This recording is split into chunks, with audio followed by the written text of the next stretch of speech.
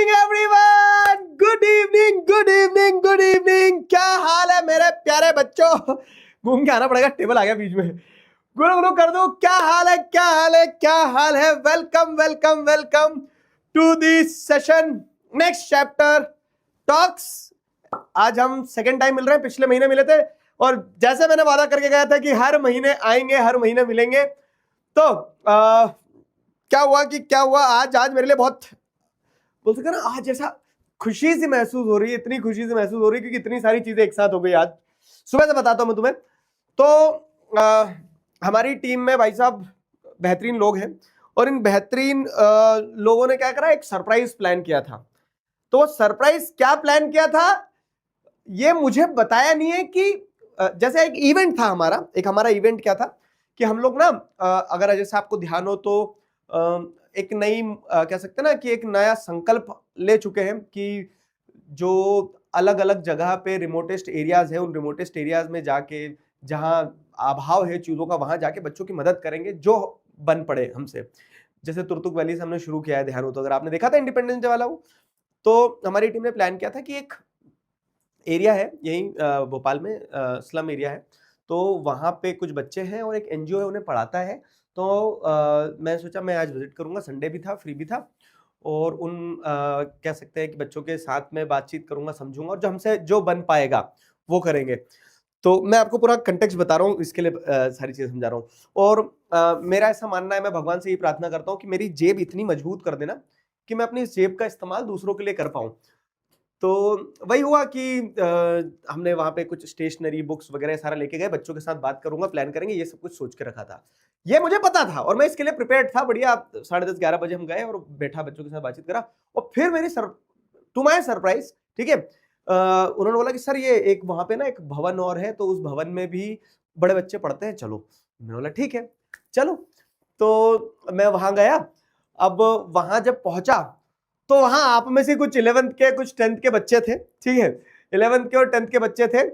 और उनके लिए मतलब ऐसा बोला था कि सर आपसे कुछ बच्चे को मिलवाएंगे हम, आप कुछ नोट लिख दो। नोट वोट भी लिखवा लिया मुझसे। और क्या बोलते हैं, फिर वहां जाके पता चला कि ये राखी सेलिब्रेशन है, ठीक है। क्यों? क्योंकि मैं अभी आगे आने वाला जो मतलब एक फ्राइडे को है राखी, 4-5 दिन बचे, तो राखी पे हूं नहीं, कुछ गाँव साइड जाना है मुझे। तो इन लोगों ने ऐसी प्लानिंग कर ली और एक मुझे ऐसा सरप्राइज दिया। तो मैंने सोचा एक सरप्राइज मैं बच्चों को भी दे देता हूं। तो मैं आज ही के दिन क्या करूंगा, नेक्स्ट चैप्टर टॉक्स का एपिसोड 2 निकाल देता हूं, आज बच्चों से बातचीत कर लेता हूं। तो I had my rakhi celebration today and thank you very much. इसमें कुछ कुछ बच्चे आप में से देख रहे होंगे जो 11th के थे, किसी ने राखी पहुंचा दी थी उनके साथ और पूरी प्लानिंग करके बैठे थे। तो बहुत बहुत धन्यवाद, बहुत बहुत धन्यवाद एंड लव यू ऑल। आ जाओ मेरे प्यारे बच्चों। तो आज का दिन मुझे सरप्राइज मिला, तो मैंने सोचा कि मैं तुम्हें भी एक सरप्राइज दे दूं। और मैंने सोचा फिर तुम्हें सरप्राइज कैसे दे सकता हूं, तो लेट्स मीट। इस महीने का वैसे भी नेक्स्ट चैप्टर टॉक हुआ नहीं था। तो हाउ इज इट गोइंग, बताओ बताओ कैसा चल रहा है, क्या चल रहा है? क्यों दोस्तों, पढ़ाई वढ़ाई कैसी चल रही है, क्या चल रहा है? चैट में बताओ जरा तेजी से।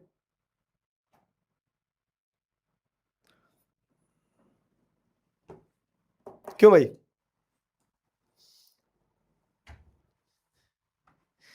ये मैं मान के चल रहा हूँ, ये जो मेरी ये वाला हाथ फुल हो गया था ऐसा, तो ले इसमें भी बांधते इनमें भी बांध दो। और रंग बिरंगी राखियां हैं, इसमें पिकाचू भी दिख रहा है मुझे, इसमें ओ माय फ्रेंड गणेशा भी है, मोटू पतलू भी है, डोरेमोन भी है। और एक मजेदार चीज दिखाऊं मैं तुम्हें, वो देना वाली राखी, हाँ ये हाँ। एक अभी डोरेमोन वाली राखी तो ऑब्वियस है, मेरे इतने बड़े बच्चे के लिए थोड़ी ना आती होगी तो ये डोरेमोन वाली राखी जो थी, तो ये यहाँ बांधने की कोशिश करे, बंद नहीं। तो मैंने एक गुड़िया को क्या करा, 3 उंगलियां दे दी, बोला इसमें बांध लो। तो ऐसा करके उसने 3 उंगलियों में ऐसे बांध दी थी। तो जब हमने ग्रुप फोटो ली तो उस ग्रुप फोटो में एक डोरेमोन वाली राखी भी थी और डोरेमोन वाली राखी ऐसी थी, ठीक है। ये रही आज की सेल्फी तो मजा आया, सारे बच्चों से मिलकर मुझे बहुत अच्छा लगा और ये सरप्राइज मेरे लिए बहुत बढ़िया सरप्राइज था। तो आप लोगों को क्या चल रहा है बताओ? प्री प्री रक्षाबंधन सेलिब्रेशन हो गया?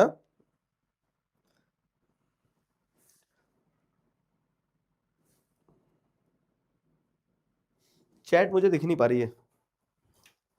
हाँ हमें भूल गए, हमें नहीं बुलाया। अरे मुझे ही पता नहीं चला, मैं बोल सकते ना कि मैं ही एकदम अनजान में गया था। मुझे ही नहीं पता था, तुम्हें क्या पता था? मुझे ही नहीं पता तुम्हें क्या पता था? क्यों भाई? प्रैक्टिकल की तैयारी चल रही है और ये सारा सब कुछ चल रहा है तुम्हारे में चल रही है 11th वाली चैट। फोन अपग्रेड कर लियो क्या दोस्त? तो वो अच्छा। हम्म। हाँ मुझे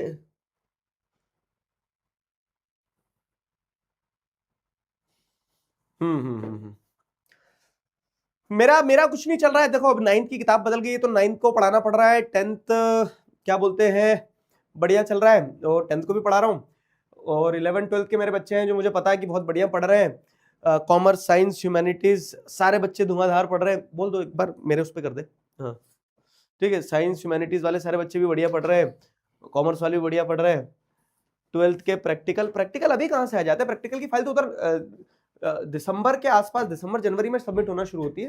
प्रैक्टिकल फाइल्स इतनी जल्दी थोड़ी ना शुरू होती है। हाँ हाफ ईयरली के प्रैक्टिकल है, अच्छा। हाँ हाफ ईयरलीज आ गए हैं। हाफ ईयरलीज भी लगभग लगभग इसी टाइम पे आ जाते हैं सबके, है ना? तो तुम लोग भी हाफ ईयरली की तैयारी कर रहे होंगे मेरे हिसाब से, तो हाफ ईयरली का पढ़ो बढ़िया। और हाफ ईयरली कंप्लीट हो जाएंगे उसके बाद में तुम्हारे स्कूल में फिर ये चालू, ये जो समय रहता है ना, गणेश चतुर्थी आने वाली है, मतलब इनफैक्ट रक्षाबंधन के बाद से, रक्षाबंधन के बाद का जो समय रहता है तो फिर सारे त्योहार त्योहार त्योहार, गणेश चतुर्थी, नव दुर्गा, दिवाली, मतलब दशहरा, दिवाली, और उधर से लगा के क्रिसमस, तो वहां तक तो समय पता ही नहीं चलता है। तो इसके पहले तक का जितना सिलेबस कितना कितना हो गया है, और ठीक है सिलेबस कितना कितना हो गया है बताओ, सिलेबस कितना कितना हो गया?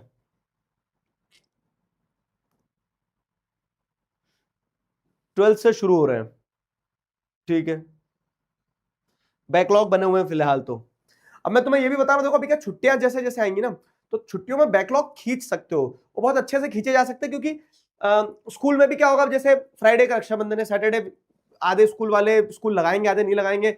और कह सकते हैं कि आपके पास में वो सैटरडे, जैसे खैर त्योहार का समय, त्योहार एंजॉय करो। क्यों? क्योंकि जैसे मैं अगर एक कहानी बताऊं तुम्हें, तो त्योहार और जो अपनों की कहानी रहती है ना, तो वो ऐसी रहती है कि हमने क्या देखा, हमने ये देखा कि अधिकतर लोग जो रहते हैं तो त्योहार जो होते हैं तो त्योहार पे खर्चे होते हैं। अधिकतर लोग ऐसे देखते हैं कि त्योहार पे बहुत काम रहता है वो। लेकिन कहीं गांव देहात में कोई व्यक्ति जो बाहर रह रहा होता है ना, जो अपने गांव से दूर रह रहा होता है, जो अपने परिवार से दूर रह रहा होता है, तो उसके लिए त्योहार क्या मायने रखते हैं? उसके लिए त्योहार ये मायने रखते हैं कि वो अपनी एक स्ट्रगल भरी दुनिया छोड़ के अपने घर जा रहा होता है वापस। उसके लिए त्योहार ये मायने रखते हैं कि वो अपनों से मिल पा रहा होता है। और त्योहार सिर्फ ये नहीं होते कि मिठाई खा लिए और पटाखे फोड़ दिए या फिर रक्षाबंधन पे राखी बांध ली।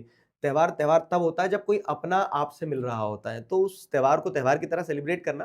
ठीक है, बैकलॉग होते रहेंगे कवर, बाकी एंजॉय करना, फैमिली के साथ टाइम देना, बैठना, सारी चीजें करना।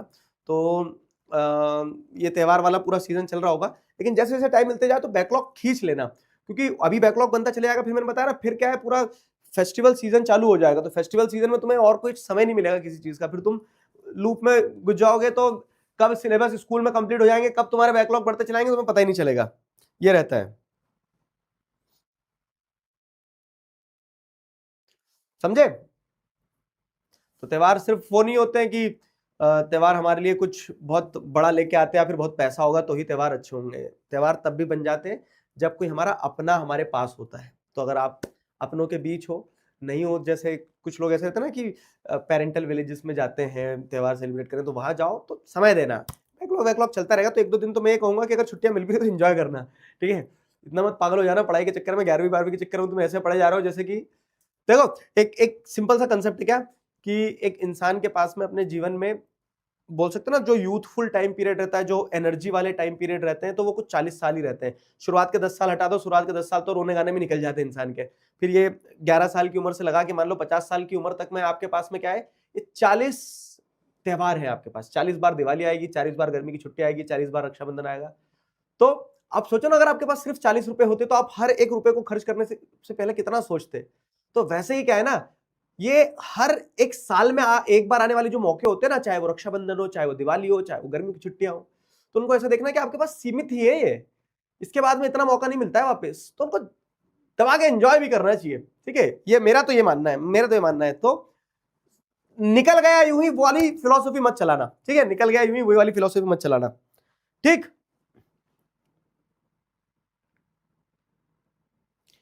मिलेंगे मिलेंगे सबसे मिलेंगे। देखो ये जो इतनी राखियां हैं, तो इतनी राखियों में मैं सिर्फ ये धागे की डोर नहीं समझ रहा हूं, मैं ये समझ रहा हूं कि ये इतने सारे बच्चों का प्रेम है, और प्रेम के साथ साथ मेरे लिए जिम्मेदारी है। क्या जिम्मेदारी है मेरे लिए? कि मुझे हर एक बांधी हुई राखी का कर्ज पूरा करना होगा। वो क्या पूरा करना होगा? कि आपकी रक्षा कैसे कर सकता हूं मैं? वैसा तो नहीं है कि वहां आके खड़े हो जाऊं, तलवार लेके क्या हो मैं तुम्हारी रक्षा करता हूं, लेकिन ये कर सकता हूं कि जहां तुम कंफ्यूज पाओगे अपने आप को, पीछे खड़े हुए तुम्हारे दिगराज भैया मिलेंगे तुम्हें। जहां तुम्हें ऐसा लगेगा कि अब समझ नहीं आ रहा अब क्या करना है, तो हम मिलेंगे, आप आपकी समस्या मुझ तक पहुंचाओ, मैं समाधान दूंगा आपको। जहां तुम्हें ऐसा लगेगा कि हमारा तो कोई नहीं है, तब याद रखना एक व्यक्ति यहां खड़ा है जो हमेशा आपके लिए है। ठीक है, तो ये जिम्मेदारियां है मेरे ऊपर। And thank you very much. मतलब कुछ कुछ तो जैसे वहां कुछ बच्चे जो थे तो उन्होंने बताया ये इसने पहुंचाई उसने पहुंचाई, ठीक है, तो अगर आप आपस में इस पूरी प्लानिंग का पार्ट थे और आपने मुझ तक ये राखियां पहुंचाई है, तो it means a lot for me. Thank you very much. ठीक, आ जाओ। अपन आज लास्ट, मुझे लग रहा लास्ट लास्ट जो नेक्स्ट चैप्टर स्टॉक हुआ था वो महीने के स्टार्टिंग में हुआ था, मतलब जुलाई के एकदम स्टार्टिंग में, और ये अगस्त के एंड पे ही आ गए हम। काफी गैप हो गया। आज कितनी तारीख है? 22 तारीख है शायद, 22 23 हो गई है, बताओ। 24 25 26 27 28 29 30 गया महीना हो गया। हाँ, तुम्हें नहीं हो रहा, मुझे हो रहा होगा ना। हम्म,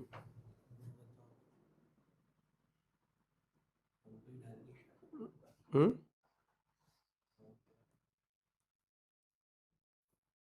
उससे बोलो मेरे इसमें ना 11th 12th का एक्सेस नहीं दिख रहा है ये। हाँ जी, पता है, और ये जो रिश्ते होते हैं ना, जैसे हम भाई बहन का रिश्ता है, पिता और बेटी का रिश्ता है, माँ और बेटे का रिश्ता है, तो रिश्तों में अमीर वो व्यक्ति नहीं होता है जिसके पास में बहुत पैसा होता है, या फिर जिसके पास में अपने रिश्तेदारों को देने के लिए बहुत कुछ होता है। रिश्ते में अमीर वो व्यक्ति होता है जिसके पास लौटने के लिए अपने लोग होते हैं। तो जो अपने लोग होते हैं ना, वो बहुत खास होते हैं, तो उनके साथ समय जरूर बिताना, समझे? चलो, और अच्छा, तुमने क्या प्लान किया? तुम लोगों ने क्या क्या प्लान किया है? लड़कों ने खास करके बताओ, क्या गिफ्ट देने वाले हो अपनी बहनों को? हाँ, बताओ। छोटे वाले जो होते हैं ना, छोटे वाले भाई, वो बदमाश होते हैं। ठीक है, वो उल्टा पैसे ले लेते हैं कि तू राखी बांध दो, दे पैसे दे तुझे पैसे दिए होंगे ना किसी दूसरे ने, मुझे दे दो पैसे। छोटे वाले बदमाश होते हैं। और बड़े वाले जो रहते हैं, मैं तुम्हें बता रहा हूं, जो बड़े भाई रहते हैं ना, तो अभी तो आप में से बहुत सारे लोग ऐसे होंगे जो पढ़ ही रहे होंगे, स्टूडेंट, या सभी स्टूडेंट हैं। ठीक है, मैं भी जब स्टूडेंट था तो मैं तुम्हें बता रहा हूँ कि जब आप बड़े बड़े भाई रहते हो ना, तो आपको ऐसा लगता है कि आप रक्षाबंधन पे अपनी छोटी बहन को क्या दे दो। अगर आपके बस में हो तो आप ऊपर से आसमान में छेद करके सूरज निकाल लाओ, आपके बस में तो आप चांद तोड़ के ले आओ, आपके बस में हो तो आप सितारों की एक चादर बिछा दो। मतलब आपको ऐसा लगता है कि आप क्या कर सकते हो। हाँ, तो बड़े भाई जो होते हैं वो हमेशा ऐसा सोचते हैं कि मैं अपनी छोटी बहन के लिए क्या कर दूं। है, गिफ्ट देने की जब बारी आती तो ऐसा लगता है कि मैं अपना सर्वस्त्र निछावर कर दूं, है कि नहीं? चलो, तुम क्या दोगे? देखो एक लिख रहा है ना, मैं तो सर उससे ही पैसे मांग लेता हूँ उल्टे। छोटे वाले खतरनाक। हर फैमिली में जहां अब छोटा लड़का हो या लड़की, हर फैमिली में जहां छोटा बच्चा जो होता है ना, छोटा सिबलिंग जो होता है, पता नहीं क्यों भगवान ने क्या, जब वो छोटा बन रहा होता है तो उसके अंदर क्या ऐसे एलिमेंट डाल दिया होता है। मैंने कहीं नहीं देखा कि जहां छोटा वाला जो हो ना, वो स्टेबल हो, शांत हो, समझदार हो, वो खुरापाती ही निकलता है हमेशा। वो हमेशा क्या बोलते हैं ना, आउट ऑफ द बॉक्स ही सोचता है, वो परेशान ही करता है ना कि नहीं? एग्री करते हो? जितने छोटे होंगे वो भी हाँ बोल रहे होंगे, हाँ हाँ सर, और जितने बड़े होंगे वो दुख में बोल रहे होंगे, हाँ हाँ सर कि नहीं? चलो बढ़िया।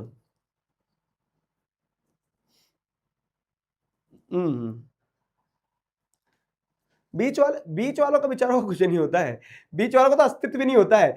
कभी कभी तो रिश्तेदार भी भूल जाते हैं कि इनका एक बीच का बच्चा भी है। जिन फैमिलीज में 3 बच्चे होते हैं उसमें बीच वाला का कोई अस्तित्व नहीं है। बड़ा क्योंकि सबसे बड़ा है, ठीक है, तो उसको वो इंपॉर्टेंस मिलती है, ठीक है। छोटा जो है तो वो नाक में दम करके रखता है तो उसका भय आतंक रहता है। और बीच वाले जो रहते हैं वो बेचारे इग्नोरेंस में जी रहे होते हैं, वो उनके आइडेंटिटी क्राइसिस होते हैं। उनको ये नहीं पता होता है कि वो लोगों को याद भी है कि नहीं है, ठीक है। या तो उनको छोटे के नाम से बुला दिया जाता है, बड़े के नाम से बुला दिया जाता है बीच में, ठीक है। इसके लिए बीच वाले जो बच्चे रहते हैं वो हमेशा बेचारे आइडेंटिटी क्राइसिस ही लड़ते रहते हैं। चलो मेरी भी चैट चालू हो गई है। देख मिडिल चाइल्ड वाले बच्चे जो हैं तो उनका दुख आ गया है। फाइन, चलो बताओ तुम्हें किसी चीज का वो हो, तुम्हें किसी चीज का अगर कुछ सवाल हो, कोई डाउट हो, कुछ पूछना हो तो बताओ। हाँ मैं एक चीज और बता देता हूं, ठीक है, कि ये हैप्पी रक्षाबंधन जो हुआ है ना हमारा, तो इस हैप्पी रक्षाबंधन में मैं तुम्हें एक चीज प्रॉमिस कर रहा हूँ। चलो आज सबके लिए गिफ्ट है। तो सबके लिए गिफ्ट क्या है ना कि, और 11-12 वाले बच्चों के लिए खास करके, तो ये तो बहुत बढ़िया चीज होगी कि नेक्स्ट चैप्टर टॉक्स में ही मैं बता दूं कि आप सभी के लिए राखी का जो शगुन है वो आपके भैया लोग, ठीक, पूरी 11-12 की टीम, मैं, हम सब लोग आपके लिए एक बहुत ही बेहतरीन राखी का शगुन लाने वाले हैं। इन कलाइयों पे जो तुमने राखियां बांध दी है ना, तो इन राखियों का कर्ज मैं कभी उतार नहीं पाऊंगा शायद, लेकिन यह है कि जो मेरे तरफ से बन पड़ता है, तो ये आपके सारे दोस्तों को भी बताना कि एक राखी का शगुन जो है वो नेक्स्ट टॉपर्स की 11-12 की पूरी टीम, नेक्स्ट टॉपर्स से दिगराज सर आपके लिए लेके आने वाले बहुत जल्द, ठीक है। तो उसके लिए तैयार रहना, सरप्राइज है ये, ठीक है। कैसी चल रही बाकी पढ़ाई वगैरह ये बताओ। अब चलो बहुत बात होगी, राखी बन गई, बात करवाता हूं मैं तुम्हारी अभी, ठीक है। और अब होता क्या है ना कि हम तीनों अलग अलग जगह है ना, शोभित भैया, प्रशांत भैया, मैं अलग अलग जगह हूं, तो इस कारण से क्या होता है कि हम एक साथ एक फ्रेम में आपको एक क्लास में कहीं हमेशा नहीं दिख पाते, कभी कभी दिख पाते, कभी कभी नहीं दिख पाते। बाकी मैं एक बार उनसे बात करवाता हूं तुम्हारी, ठीक है।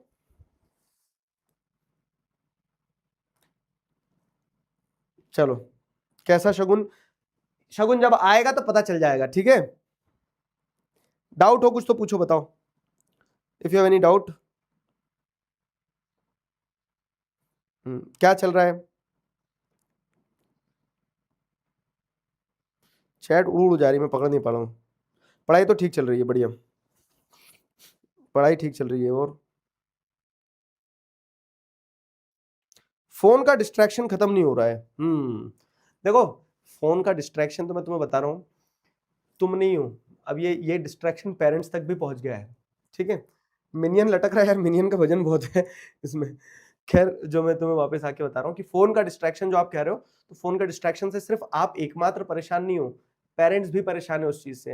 इनफैक्ट मैं आपको बताऊं तो अब क्या हो रहा है ना, घर में अगर 4 लोग बैठ रहे हैं, सोफे पे बैठे हैं, चारों लोग लिविंग एरिया में बैठे हैं, तो मम्मी अपना फोन स्क्रॉल कर रही है, पापा अपने फेसबुक के वीडियो जोर से पूरी वॉल्यूम पे चला रहे होते हैं, बच्चे जो होते हैं तो चैट करके मंद मंद मुस्कुरा रहे होते हैं, पता नहीं किससे चैट कर रहे होते हैं, और ऐसे सब अपने अपने फोनों में परेशान हो रहे होते हैं। हकीकत ये है कि वो जो निर्जीव वस्तु है ना आपके हाथ में, 6-7 इंच की एक जो निर्जीव वस्तु हो गई, इस निर्जीव वस्तु ने क्या करा ना, जितने सजीव लोग हैं, मतलब हम लिविंग बींग है कि नॉन लिविंग थिंग ने लिविंग बींग को क्या करके रख दिया, एक तरह से अपना गुलाम बना के रख दिया। और ये बड़ा एज अ सोसाइटी बहुत चिंताजनक मुद्दा है कि यार क्या हो रहा है। आप देखो ना कि हम एक कमरे में बैठे हैं लेकिन एक दूसरे से बात करना पसंद नहीं कर रहे। क्यों? क्योंकि हम अपनी अपनी स्क्रीन में इतना ट्रैप्ड हैं कि हमें समझ ही नहीं आ रहा है कि हम क्या कर रहे हैं। अब इसका एकमात्र सोल्यूशन ये है कि आपको आपके घर में ऐसे रूल्स बनाने होंगे। ये आप अपने पेरेंट्स के साथ अगर बैठे तो पेरेंट्स को भी दिखाओ। क्यों? क्योंकि ऐसा नहीं है कि बच्चे परेशान हैं, ये मैंने देखा है कि कुछ बच्चे इस चीज से परेशान है कि पेरेंट्स भी फोन चलाते रहते हैं, बोल रहे तू भी फोन चला, हम भी फोन चला रहे हैं। तो एक बार है ना, जब आज खाना खाना बैठो ना शाम में, तो ये मम्मी पापा के सामने बात करना, और अगर कोई मम्मी पापा देख रहे हैं इस चीज को तो सुनना मेरी बात। आप अपने घर में एक रूल बनाओ।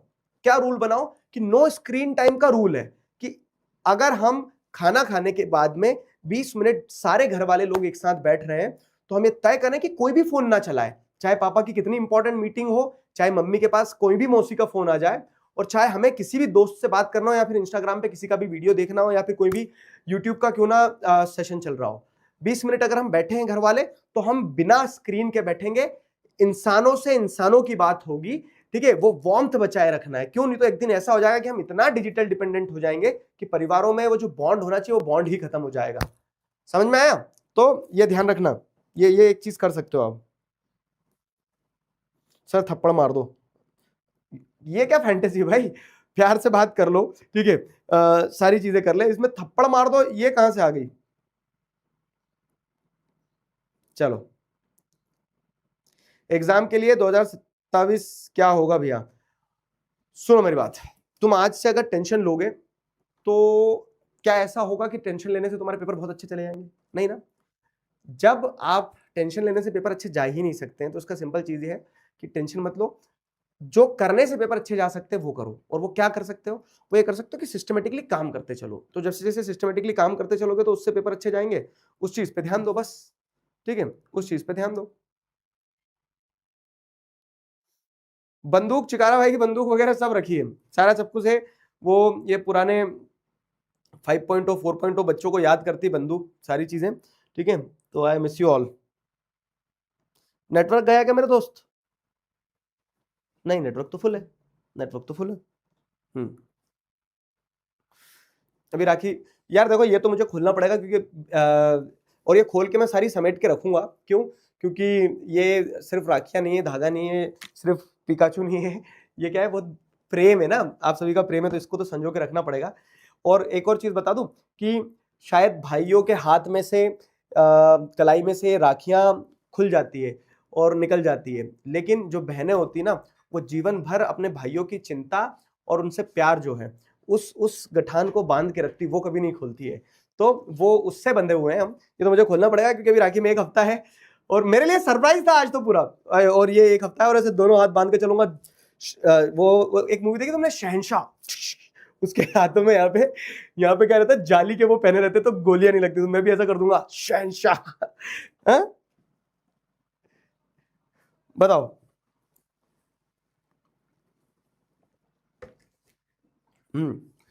और क्या चल रहा है? कोई दिक्कत, कोई परेशानी?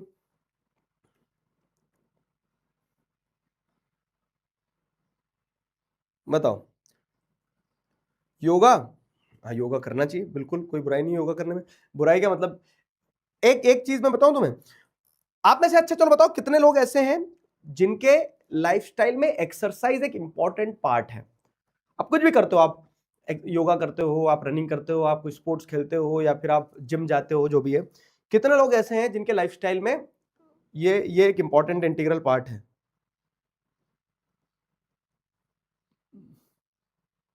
बताओ।